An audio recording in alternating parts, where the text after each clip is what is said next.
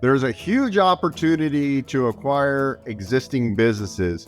With the amount of baby boomers that own small businesses and they don't have succession plans, it's an opportune time for us to find these cash flowing businesses that maybe have been running profitably, but we can infuse technology and different strategies to really increase revenues, increase valuations of these businesses, and also in a combination of getting seller financing and high leverage SBA financing, come in and acquire these businesses with little to no out of pocket. Now that's pretty awesome. Now we've talked about SBA financing on this channel for a long time.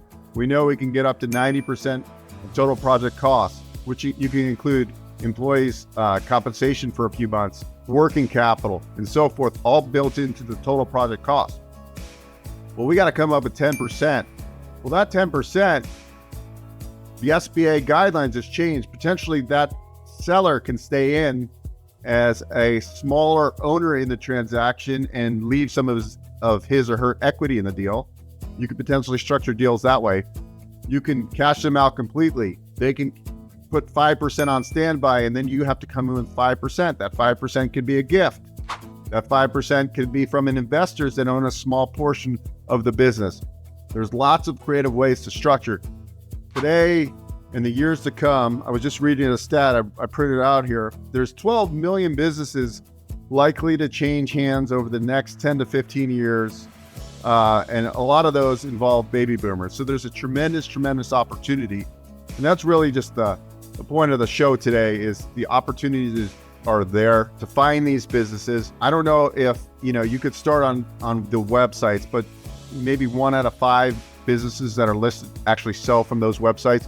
Really, it's a combination of finding off-market opportunities and really getting in with a really knowledgeable business broker. Because a lot of these, like real estate, there's usually a buyer agent, a selling agent, right? You don't really see that as often in the business broker world. You're usually just seeing that broker, handling the sale. They're dealing with the buyer, they're dealing with the seller. So how do you get in front of these people to get these opportunities is the question, right? How can you market directly to these business owners? How do you create a buy box of what you actually are looking for? I recommend Buy Then Build. It's a great book, Buy Then Build. Walker gives you a framework of how to build a buy box in the business acquisition stage. And he talks about in his book, how he started a business and it failed. And then he realized, then he bought a business and he bolted on services that the other business that he failed. And then he blew up and he grew that business and he bought other businesses. So that's a great book, Buy Then Build. So tremendous opportunity, whether it's, a franchise business that's been around or it's a non-franchise business, there's a lot of opportunity. SBA just recently changed guidelines on affiliation rules. What I was talking about earlier, how you could do, kind of like a partial buyout where the existing owner stays in for a smaller chunk. So you can structure really high leverage deal. And also on business expansion. So if you have an existing roofing company and you're buying a similar company in the same NAICS code, we'll do another episode on NAICS, what that is. You can potentially get 100% of total project costs funded for that acquisition. So you can actually do roll-ups almost with SBA financing. It's a very exciting time.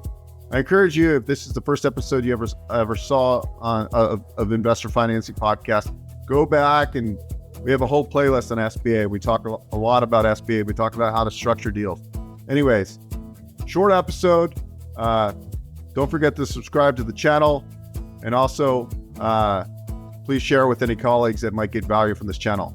Look forward to working with you.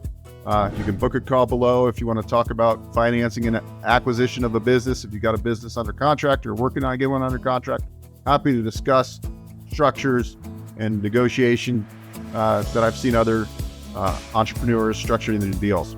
So anyways, thanks so much, and I'll see you on the next episode. Hey guys, Beau Eckstein here. If you enjoyed what you saw, please subscribe to this channel. We talk all things financing. I've been in the lending industry for over 20 years. and I'm happy to answer your questions and provide great content.